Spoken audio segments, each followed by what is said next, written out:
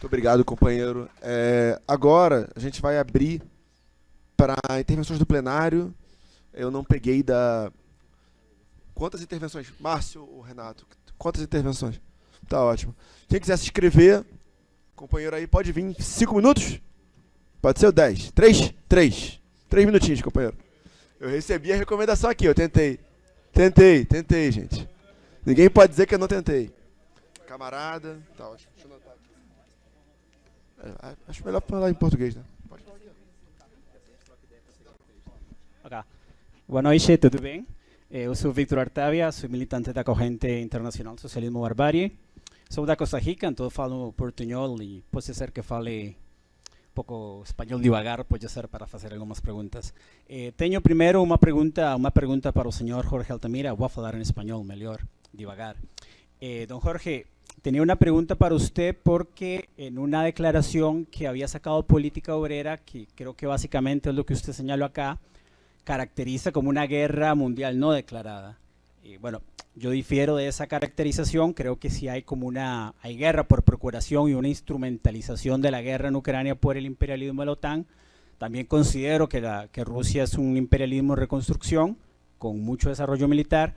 Pero dentro de su caracterización, lo que me llama la atención es que se pierde o no hay, no entendí cuál es el peso que puede tener el elemento de la lucha democrática, el derecho a la autodeterminación de Ucrania. Evidentemente Zelensky es un agente y un títere de la OTAN, hay que tener un campo independiente de la política de OTAN y también de Rusia, pero me parece que hay que dar cuentas del elemento de la autodeterminación del pueblo ucraniano. Y iba a hacer una pregunta para Ana Cristina sobre cuál era el balance o balanço da Quarta Internacional, porque, bom, estão fechando as secções da Quarta Internacional. Eu estive na França há 2 meses e o NPA tem uma crise, mas, bom, ela não está e queria saber qual era o balance dela sobre a estratégia de nova etapa, novos partidos e nova etapa, nova época do mandelismo, mas, bom. E depois, para o senhor Paul LeBlanc, ele falou sobre a crise do trotskismo nos Estados Unidos, muito interessante, mas eu quero saber qual é a explicação dele mais no sentido estratégico, as pressões ou as causas que provocaram essa crise das diferentes organizações do trotskismo. E além disso, se você pode falar, já para fechar, um pouco sobre a situação do desenvolvimento do novo movimento operário nos Estados Unidos, com as greves dos professores, greves dos entregadores, de diferentes categorias trabalhistas. Bom, só isso. Obrigado. Companheiro, 3 minutinhos, eu aviso quando falta um, tá bom? Boa noite, camaradas. Eu sou Alessio do POR. E gostaria de colocar algumas questões, porque a mesa, nas suas exposições, mostrou muito bem que nós não temos o trotskismo mundial, né? Nós temos várias correntes, organizações, partidos que se reivindicam do trotskismo. E vimos aqui, acho que é importante colocar, que o trotskismo é continuidade do leninismo e do marxismo, né? Lenin também foi continuador do marxismo. E um problema acho que foi colocado com relação hoje à situação mundial, que analisamos, né, que foi qualitativamente alterada com a derrocada da União Soviética, com a situação completada, né, de termos a União Soviética com o capitalismo restaurado, e onde caracterizamos que a Rússia não é um país imperialista, ao contrário do que foi colocado aqui por uma camarada, né? Nós consideramos que a Rússia é uma potência regional, uma potência militar, né, econômica regional. E essa guerra na Ucrânia, com toda essa caracterização que foi feita dos riscos que corremos, né, para a humanidade, né, os riscos que teremos aqui com a humanidade, com a destruição da humanidade numa guerra, numa conflagração internacional que pode ocorrer. E precisamos, então, compreender que a guerra na Ucrânia, ela precisa ser combatida. Precisamos organizar os trabalhadores, os operários, principalmente a classe operária, que, como foi dito aqui, com o exemplo dos Estados Unidos, onde a classe operária teve um problema da burocratização dos sindicatos. Nós temos esse grande problema da burocratização dos sindicatos, que precisa ser resolvida. E Trotsky colocou a necessidade da revolução política naquele momento em que ele analisava a crise de direção. Hoje nós temos uma crise de direção de outra qualidade, que foi resultado do revisionismo da Quarta Internacional. E necessitamos, então, combater a guerra e caracterizar que a Rússia, sim, empreendeu uma guerra de dominação. Essa foi uma guerra de dominação. Nós não temos aí uma guerra de libertação. Os trotskistas devem apoiar as guerras de libertação. Toda guerra de dominação deve ser combatida, deve ser rechaçada. E precisamos, então, são vários pontos que seriam necessários colocar, mas eu gostaria que a mesa falasse a respeito desses pontos, então. Eu vou concluir aqui, embora tenha vários temas subsequentes e originários dessa questão. Obrigado. Companheiro Renato Assad, né?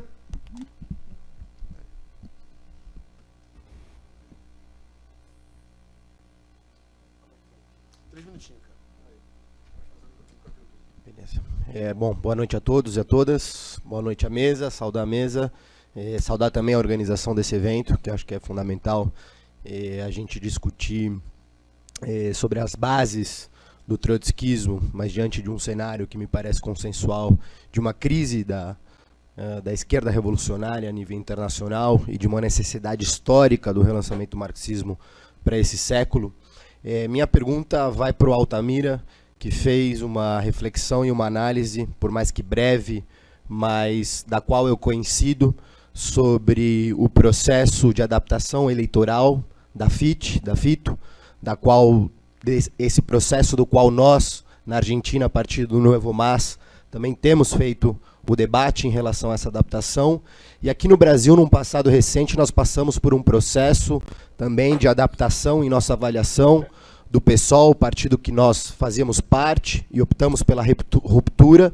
E gostaria também de saber se há uma relação da crise do trotskismo, adaptação eleitoral da FIT na Argentina, e qual a avaliação que você faz hoje do PSOL, um partido de tendências, mas um partido que compõe um governo, uma coalizão normalizadora do regime burguês, e que hoje parece também de uma das grandes lições, ou do axioma do movimento operário, que é a independência de classe, hoje parece um pouco perdido diante das lições do movimento operário na história e da necessidade histórica, mais uma vez, do relançamento do marxismo revolucionário para esse século. Muito obrigado. Companheiros, não temos nenhum inscrito, eu acho. Alguém mais quer fazer alguma pergunta? O chat, o Frank, camarada cubano, que foi citado inclusive pelo Jorge Altamira, fez uma pergunta para o companheiro LeBlanc, que é, no livro October Song, ele fala que durante a Revolução Bolchevique, a democracia operária teve muito pouco poder real nos primeiros meses. E aí ele pergunta a que se deveria isso, segundo o companheiro. E aí a gente pode voltar agora para a mesa, eu não imagino qual vai ser a ordem. Eu acho mais interessante a gente retomar o contrário, né? Começou com o Savvas, termina com ele, mas também tem a questão do horário para ele. Então eu vou sugerir, na verdade, eu acabei de falar uma coisa, mas eu sugiro começar pelo camarada grego, que caso ele queira se retirar depois, fica mais tranquilo por causa da hora. Tudo bem? So, Savvas, you'll be starting like this to finish our debate. You'll be the first one to talk again. You have 10 minutos? Que horas são? 10. You have 10 minutes to summarize a conclusion speech and try to answer some questions that were made here. Well, okay, so it's impossible. But can you start? You can start anytime you want. Can you start it? Speaking? Savvas, are you listening to us? Yes, I hear, but... you have 10 minutes to a conclusion of your speech if you want to. Like to say Yes. something that you fought at the debates or something like that. All good? Okay. To make a small comment on what, as a conclusion to the discussion,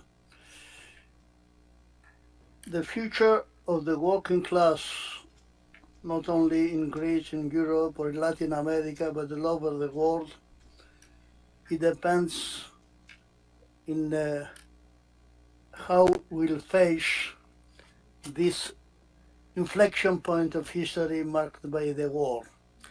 It's not accidental that in the discussion the question of the war was raised again and again by Jorge Altamira, by the different contributions as well. I want just to say the following. There is enormous confusion all over the world, a disorientation in the international left in relation precisely how to characterize this war. So there is one part which says that it is a Russian imperialist invasion against the Ukrainians' national rights. And for this reason, critically or uncritically, they support the NATO proxy war. From the other side, you have another section which of the international left, including Trotskyists, who takes, or the Stalinist Communist Party in Greece, which takes an equidistant position. They say it is like, it reminds me a bit the position of Max Schachtman in the famous conflict in the SWP in the beginning of the First World War, when Schachtman and the Schachtmanites in the American SWP, they demanded an insurrection against both sides, against Hitler and against Stalin.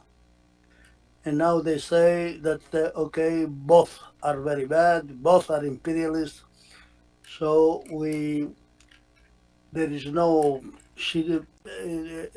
issue to take a campist, as they say, position. I have just to say this. This war is the explosive manifestation of a double impasse. From the one side, you have the impasse of US and global capitalism to find a solution to its structural historical crisis and also to overcome the historical decline of the system. The decline of the United States is not the decline of one country, it's the decline of capitalism, which in the United States reached its highest point. And we live a long, protracted period of world capitalist decline and also of United States decline. I can say it became very obvious from the defeat of the American imperialism in Vietnam to the fiasco of the American imperialism in Afghanistan or Iraq or in Africa now. From the other side, you have the impasse of capitalist restoration in the post-Soviet space, in the post-Soviet Russia. Even some of the think tanks of the imperialists, they agree that we have to see capitalist restoration not just in one event or in one moment, that everything has finished in 1991, so we have a capitalist Russia from one side, you have imperialism from the other. Even Sergei Plokhy, who is an Ukrainian historian teaching in the United States, he says that capitalism, the dissolution of the Soviet Union is not a momentary incident, it is a process. And now this process reached the point of a conflagration which opened the gates of Third World War and of a nuclear Armageddon. The capitalist restoration, which definitely this is the official line of the ruling elite and the rising bourgeoisie and in the Bonapartist regime of Putin, but there also they cannot succeed. They see that the completion of the process of capitalist restoration in post-Soviet Russia, as well as in China, it should mean the destruction of these countries, their fragmentation and colonization. They try to resist to the bureaucratic, militarist, reactionary methods, and they reach also an impasse. We see now, today, the famous counter-offensive of the Ukrainian forces financed, trained with the high-tech weaponry by NATO and the American imperialism particularly, failed. From one side, the Ukrainian counter-offensive failed. From the other side, we see an impasse inside the Russian regime expressed with the Prigozhin mutiny and now the Prigozhin You have 5 minutes, so-called correct. mysterious death. So we are not neutral in this fight. We are for the defeat of NATO. We are not neutral. A defeat of NATO will be a strong, will help a lot the world class struggle of the working class. On the contrary, a fragmentation and colonization of post-Soviet Russia will be a blow to us, to the international workers' movement, including the Trotskyist forces. So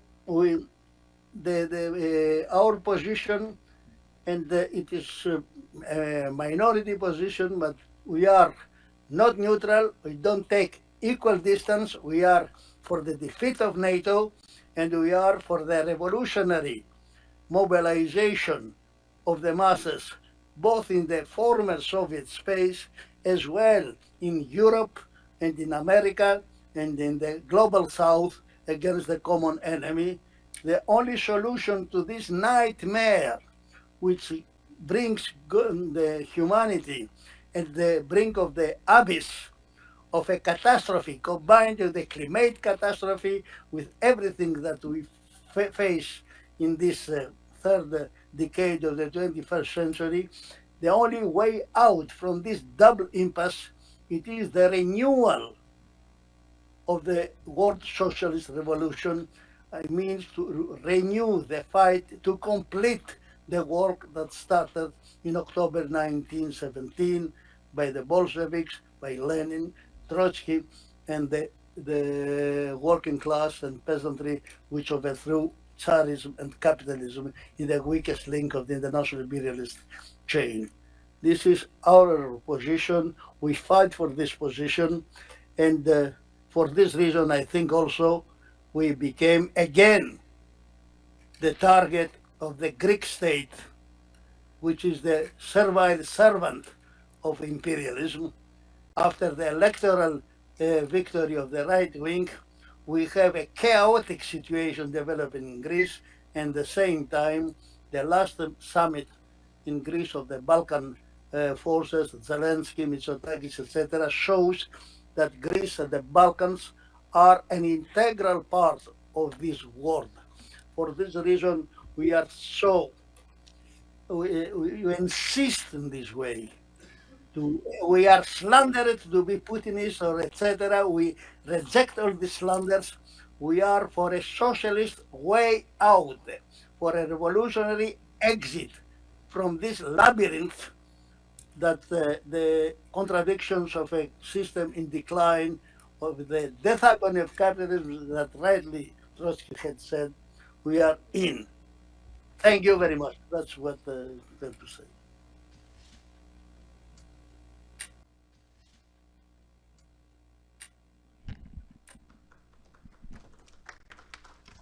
Thank you, Conrad.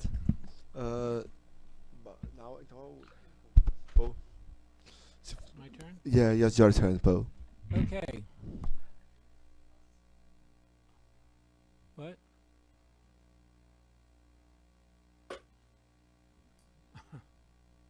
Is it my turn? Yes, okay, let me start then. Okay. I think there were 3 questions asked, and nobody asked me about what I thought about the Ukraine situation. So I thought maybe I should throw that in too. The larger pressures, I mean, oh. Ele está dizendo que ninguém perguntou para ele sobre a questão da Ucrânia, tem 2 outras perguntas, mas mesmo assim ele vai também comentar um pouco sobre o que ele encara dessa situação. Do I have 5 minutes? 10. Oh, I have 10? Okay. Okay, all right, good. The larger pressures, the one comrade asked, you know, why, what caused this, what are the deeper, larger pressures? There's not enough time to talk about this adequately. Primeiro ele vai abordar a questão das divisões no trotskismo norte-americano. Ele foi perguntado sobre quais seriam as grandes pressões que causaram essas divisões, mas infelizmente não há tempo suficiente para abordar isso a fundo.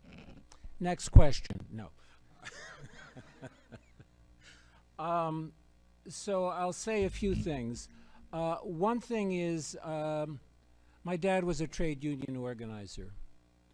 And one of the things that he emphasized, one of the many little things that he passed on to me when I was a kid traveling around with him, was that you can't blame the situation simply on, oh, the workers aren't good enough, they're not militant, they're not strong enough. He always was inclined to focus on what are the organizers failing to do? What are the organizers failing to see? So I think it's important to look at that. Bom, então alguns comentários sobre essa questão. O pai dele era um militante sindical e ele costumava dizer que a gente não pode culpar os problemas na falta de engajamento, na falta de mobilização dos trabalhadores. A gente tem que olhar também o que os organizadores, as lideranças estão fazendo e questionar em que elas estão falhando. The nature of U.S. capitalism is one thing that has to be looked at. And for a very extended period of time, there was a rising productivity in industrial capitalism, and also decade after decade after decade, there was a rising standard of living for much of the working class. Bom, dos fatores que tem que ser levado em conta é a dinâmica do capitalismo norte-americano, e um fator importante é que durante muito tempo houve uma subida na produtividade do trabalho nos Estados Unidos, e isso foi acompanhado de uma subida também na qualidade de vida da classe trabalhadora. Many historians also focus on fragmentation in the American working class, racism and ethnic bigotry on the part of many workers. That has to be factored in. That's part of the answer. Outro aspecto que vários historiadores levantam a debater esses assuntos sobre a fragmentação da esquerda, né, é a fragmentação da própria classe trabalhadora, muito dividida em linhas marcadas pelo racismo, por conflitos e preconceitos étnicos, por exemplo.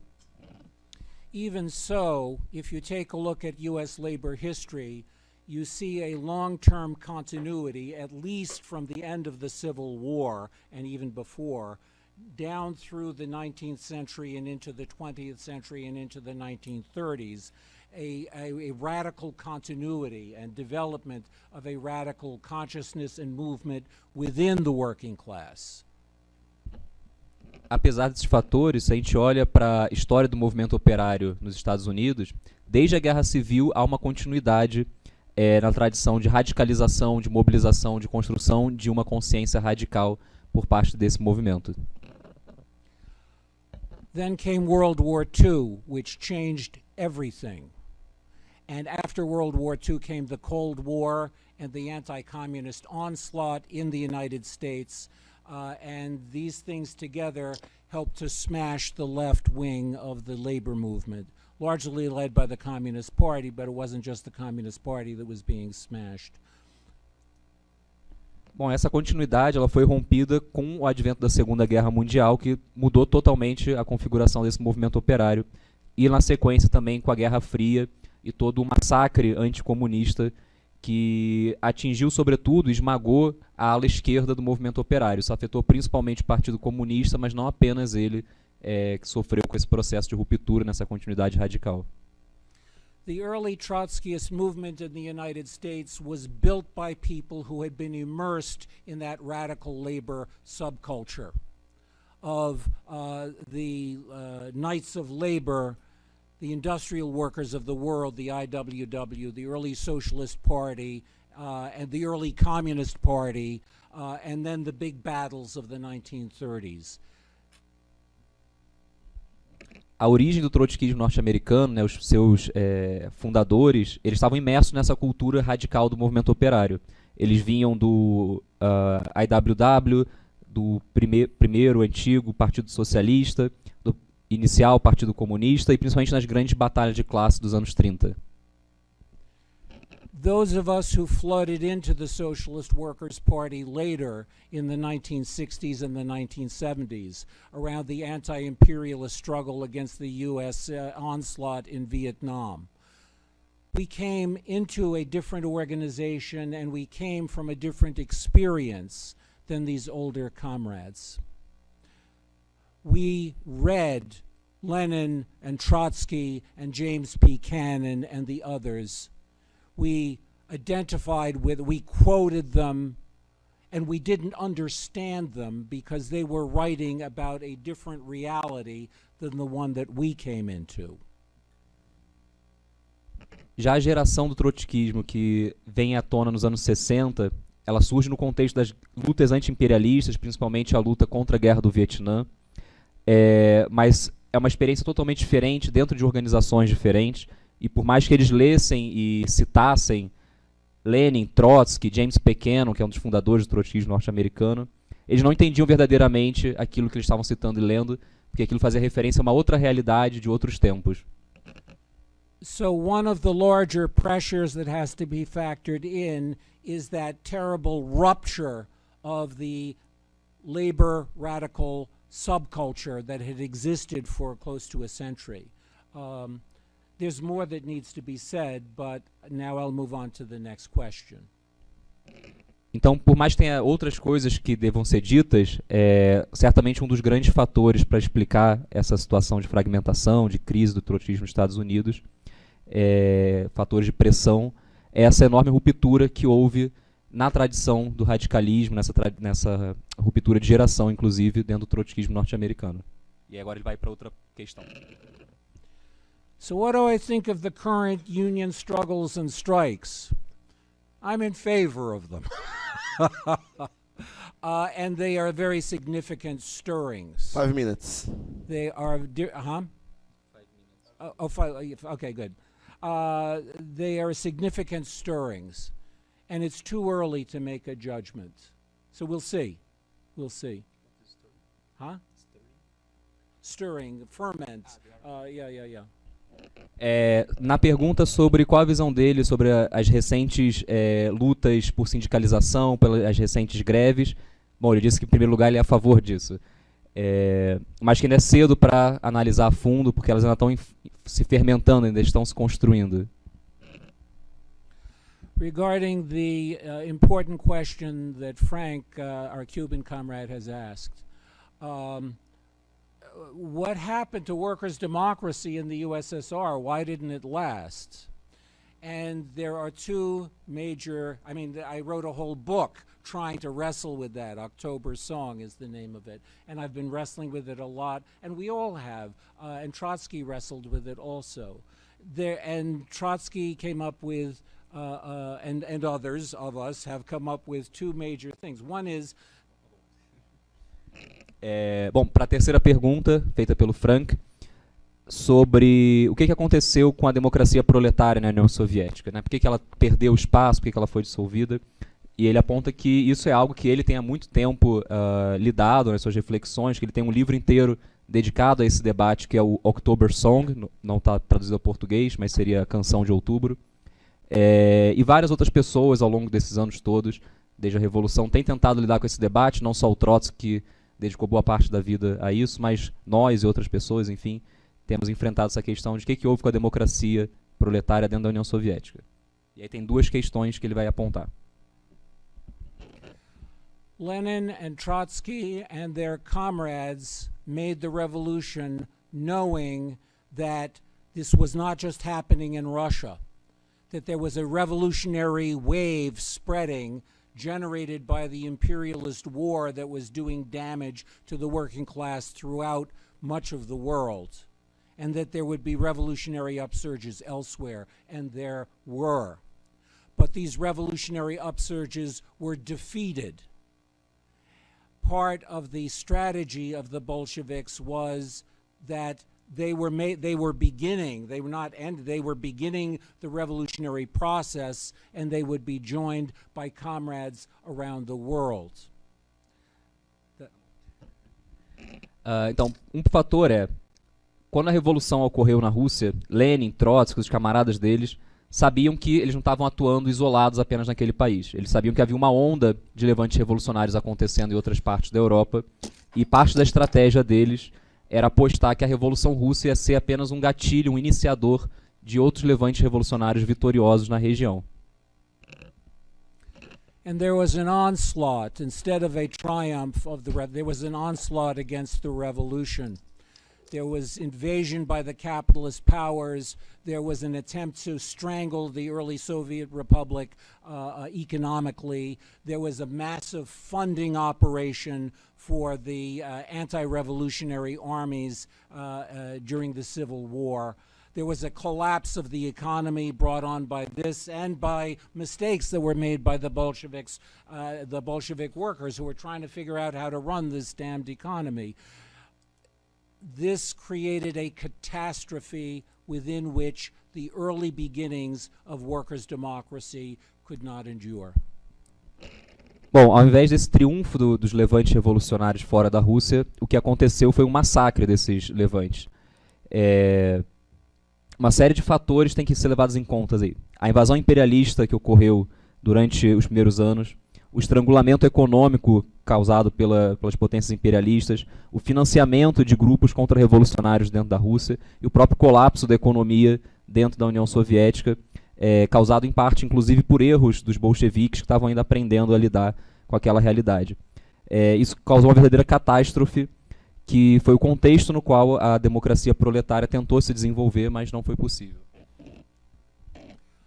On the final question regarding the Ukraine, most of the discussion I heard was in Portuguese. I don't speak Portuguese, so I don't know what they're talking about. No, that's not true, because comrades translated some of what what was being said. From what I could gather, I was in basic agreement with the points that Anna Cristina was making. And there's not enough time now for me to elaborate except a few slogans. So my slogans would be triumph to Ukrainian self-determination, defeat to Putin's invasion, oppose NATO and imperialism and capitalism, oppose capitalism and imperialism everywhere, oppose capitalism everywhere, in the United States, in the Ukraine, in Russia, and beyond. That's my general approach, and there's need for much more discussion than we have time for here. Então, para finalizar, sobre a questão da Ucrânia, ele diz que, pelo que ele conseguiu acompanhar aqui com as traduções, ele se vê em acordo com a companheira Ana Carvalhaes, que teria de ter tempo para desenvolver melhor a posição dele, mas que, para não deixar em branco, ele levanta aqui alguns slogans, algumas palavras de ordem, para resumir o que ele pensa. O triunfo da autodeterminação da Ucrânia, a derrota de Putin, se opor à OTAN e se opor ao capitalismo e ao imperialismo em todos os lugares, nos Estados Unidos, na Ucrânia, na Rússia. É isso. Thank you very much, Paul. Agora o companheiro Jorge Altamira, para encerrar o debate. Eu só queria informar que a companheira Ana Cristina Carvalhaes tinha avisado mais cedo de que às 9h15 seria o horário limite dela. Então, por isso, ela teve que se retirar, enfim, por questões pessoais. Eu posso traduzir, sim. Pode deixar.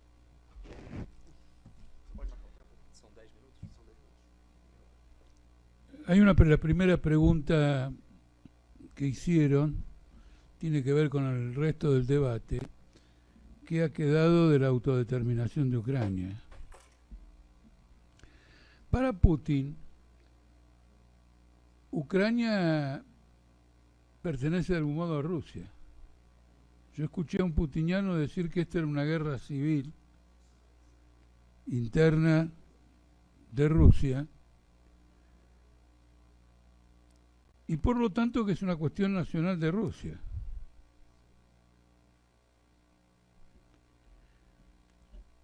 Ahora, nosotros no podemos ver los fenómenos en términos aislados. Acá hay una guerra mundial. Si no es local, es mundial. ¿Cuándo empezó la Segunda Guerra Mundial? ¿Cuando invadió Hitler Polonia? ¿No empezó con el rearmamento alemán?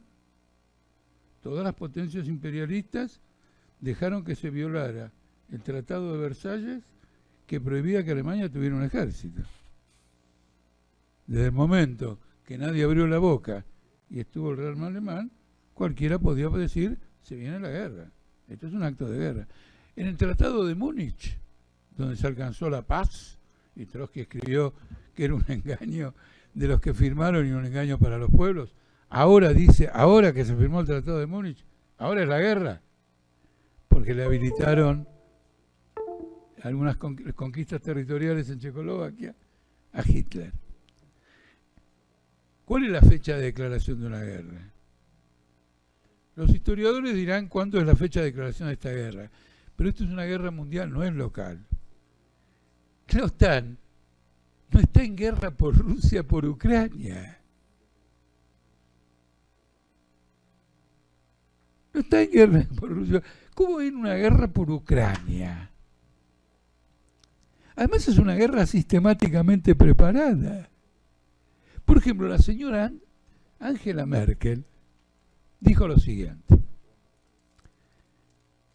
Cuando se discutieron la posibilidad de declarar la plena autonomía de Ucrania en los llamados acuerdos de Minsk, que consistía en federalizar el país y darle un grado de autonomía a lo que se llama regiones prorrusas, Angela Merkel declaró, cuando ya dejó de ser primera ministra, que ella prolongó esas discusiones sin la menor intención de integrar a las regiones prorrusas a la unidad de Ucrania, a la independencia de Ucrania, sino para desarrollar los preparativos de guerra.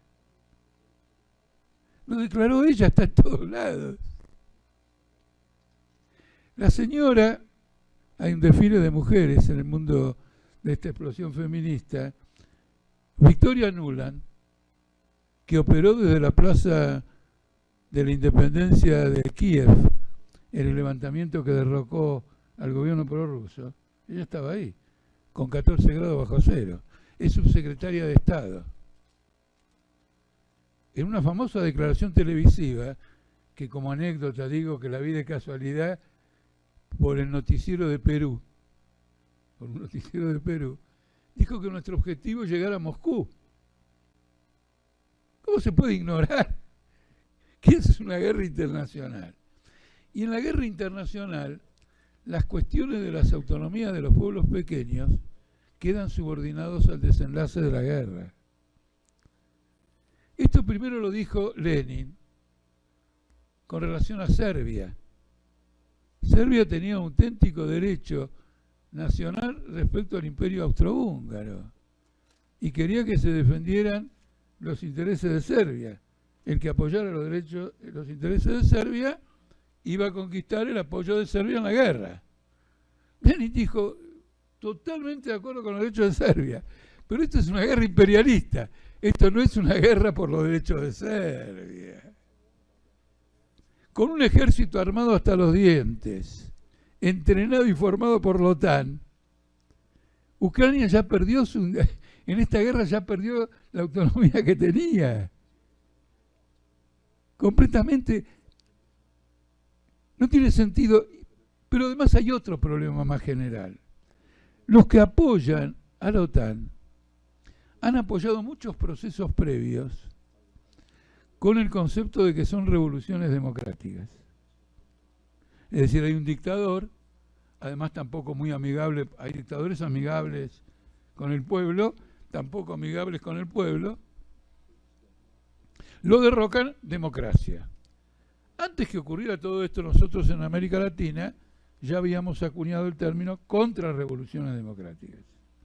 Bajo la forma de democracia, las dictaduras militares se retiraban, agotadas en sus posibilidades, y daban lugar a gobiernos democráticos elegidos por sufragio universal que mantenían la continuidad completa del Estado, al punto que hoy en la Argentina, tanto tiempo después de la dictadura, el 40% de la legislación vigente es de origen militar. Y dice que es una democracia. Y hay que cumplir, por ejemplo, la ley de entidades financieras que rige el sistema financiero argentino es de Martínez de Oz, el ministro de Economía de Videla. Y estamos cumpliendo con esa ley. Son contrarrevoluciones democráticas. Ahora, por ejemplo, tiene que haber elecciones en Ucrania. ¿Va a haber elecciones? ¿Mejor? Entonces no es el problema de la autonomía. Y esto refleja el nivel de desnaturalización democratizante de que ha sufrido todos los que se dicen trotskistas. Fíjense que ya no hablan de la dictadura del proletariado por alguna razón. Empezaron cuestionando la dictadura del proletariado y plantearon la democracia socialista, luego retiraron de los estatutos de la Liga Comunista Revolucionaria la dictadura del proletariado, cambiaron, parecían los congresos de los partidos socialistas que cambiaban palabras a medida que iba evolucionando a la derecha de sus propios estatutos, una corriente democratizante completamente liquidacionista que se traduce en el campo de las relaciones en la vanguardia obrera con los partidos amplios, que no demostraron, que me disculpe Paul, no demostraron con generosidad, nada de jefes, nada de sectarismo, todos somos iguales, no demostraron ninguna capacidad de penetrar en el movimiento obrero. En cambio, hay experiencias de partidos medio sectarios con caudillos fuertes que han tenido una gran penetración de la clase obrera, porque hay que discutir la política. Como hay una expresión en inglés que es chat, es decir, que vivís en un mundo en que se conversamos. Vos opinás, yo opino, ¿eh? El trotskismo no es eso, el trotskismo tiene que ser la acción, tiene que haber una disciplina, inclusive tiene que haber una disciplina personal, en la que en determinado momento uno se da cuenta que tiene que manejar con cuidado las cosas porque los otros militantes también tienen sus personalidades y hay que evitar los roces, hay que buscar los elementos en común. Es un trabajo de formación de personalidad fabuloso que para mucha gente, pues, que difícilmente se consigue, pero que aún si se consigue, para muchos antisectarios, es un caso de, ¿cómo se dice?, de gran hermano. Cuando se trata de un salto en calidad. Lean a Trotsky sobre eso. Trotsky tiene escrito sobre el disciplinamiento personal, psicológico, cuando uno está en una actividad colectiva. Lenin los recontraputeó a todos porque no tomaban el poder. Demoran, les dijo las peores porquerías y ninguno rompió con Lenin. Porque había que entender que es una situación tensa, el hombre está enojado, alejado, tiene su autoridad, el problema es complejo y esto lo resolvemos colectivamente. Al final hubo una reunión de comité central en que se discutió hasta el agotamiento si tomamos el poder. Es una de las discusiones, en mi opinión, más instructivas de la historia. Hay que saber construir una organización, es decir, algo colectivo. Creer que algo colectivo es, nos agregamos, nos sumamos uno, y cada uno hace lo suyo, es una tontería. No vi todavía a nadie que progresara. Al nuevo partido anticapitalista de Francia no lo vi progresar. No vi a ninguno que progresara. En cambio, partidos que tenían características de partidos, cualquiera fuera su crítica, los vi progresar por lo menos durante un tiempo. Y era importante. Entonces tenemos que tener cuidado. Lo que tenemos que ver es que esta guerra es la culminación de contradicciones que han arribado a su punto de explosión, porque tiene ese carácter. Ahora, ¿Qué quiere decir que no somos neutrales en esta guerra? ¿Que si no estamos con la OTAN tenemos que estar con Putin? Entonces, ¿cómo era Lenin en la Primera Guerra Mundial? No estaba con la alianza austrohúngara alemana y no estaba con los aliados Estados Unidos, Francia, Inglaterra. ¿Era neutral? ¿De dónde salió esa idea de la neutralidad? Aquí hay que caracterizar que la invasión de Rusia a Ucrania es contrarrevolucionaria, porque es un freno a la intervención de las masas en la lucha contra la guerra imperialista. Ha colocado a todo el pueblo ruso ante una extorsión. ¿Soy yo o nos transforman en colonia? La unidad familiar, social, histórica del pueblo ruso con el ucraniano la liquidó de un plumazo. Es un criminal. No voy a estar de ese campo de ninguna manera. De ninguna manera. Por lo menos Galtieri, en lugar de invadir un territorio extranjero, invadió un territorio propio.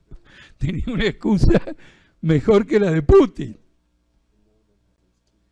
Creo que porque hubo una pregunta del compañero de Nuevo Más.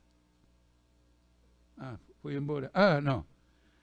Mira, respetuosamente, no sé cómo es que alguien de Nuevo Más puede decir que el fito es democratizante. Son 2 gotas de agua. ¿Vos la viste a Manuela Castiñera en la tele?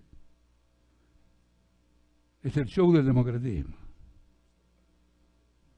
Es decir, me llamó mucho la atención que tomaras ese punto. No veo en ese punto ninguna distinción. Ninguna distinción.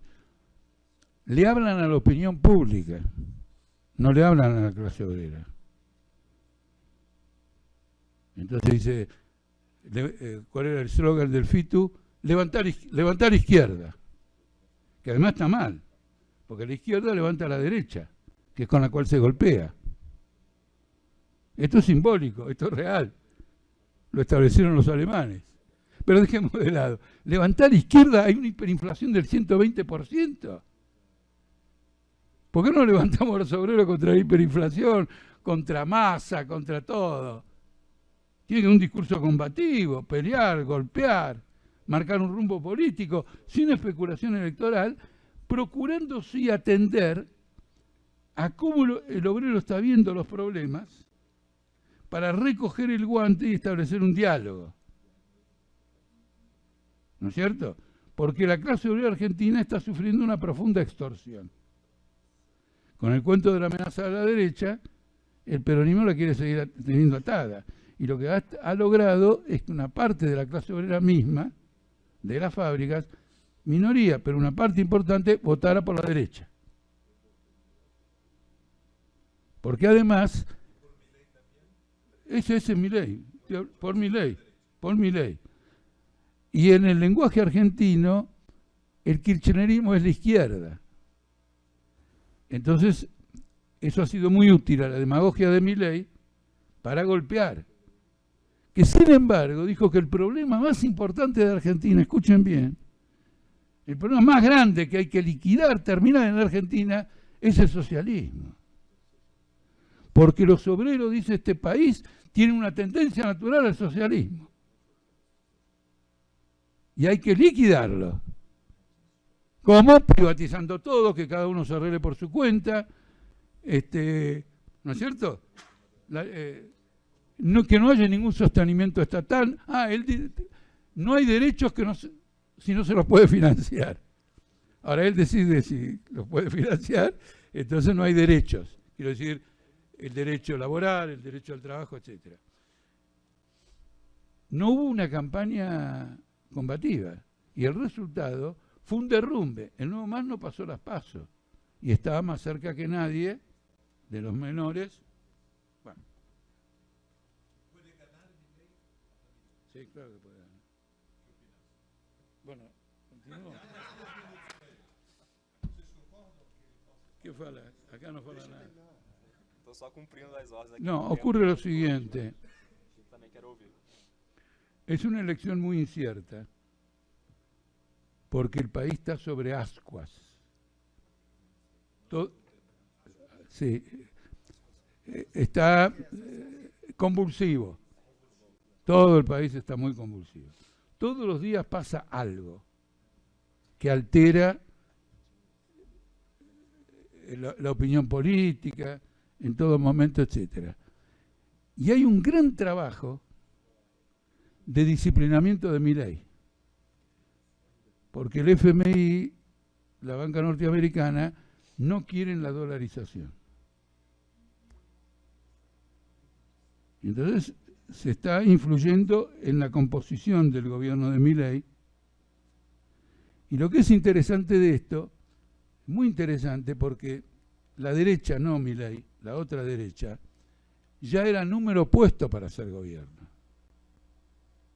Y en 48 horas quedó pulverizada. La elección es entre Massa, entre el peronismo y Milei. Y hubo una enorme abstención.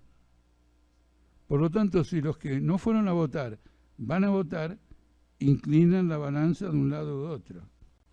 En la última elección, los que fueron a votar, en una proporción muy elevada, decidieron el voto dentro de la mesa de votación, cuando iban a poner la boleta. No tenían ese voto. Es una situación muy conflictiva.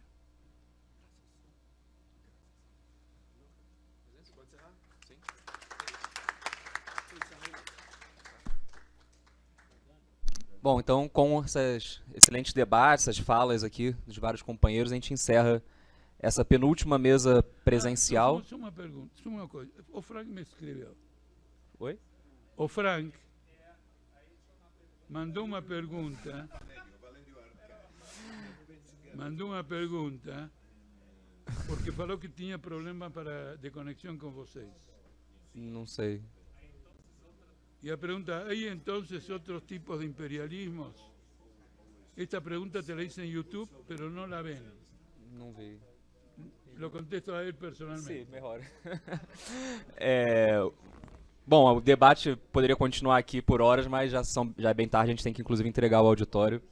Mas a gente convida todos e todas a continuarem acompanhando amanhã, durante a parte da manhã, da tarde e da noite, as atividades desse segundo encontro, adquirirem o livro com os trabalhos do encontro anterior, materiais dos vários grupos que estão aqui presentes, e a gente se vê novamente amanhã no mesmo auditório ou online. Um abraço a todo mundo, uma boa noite, saudações. Savvas, thank you very much. I hope you could understand at least somewhat of the debate. Obrigado. Good night for you, get some rest. I know it's very late there. It's 4 o'clock in English. Whoa. Thank you very much. Thank you.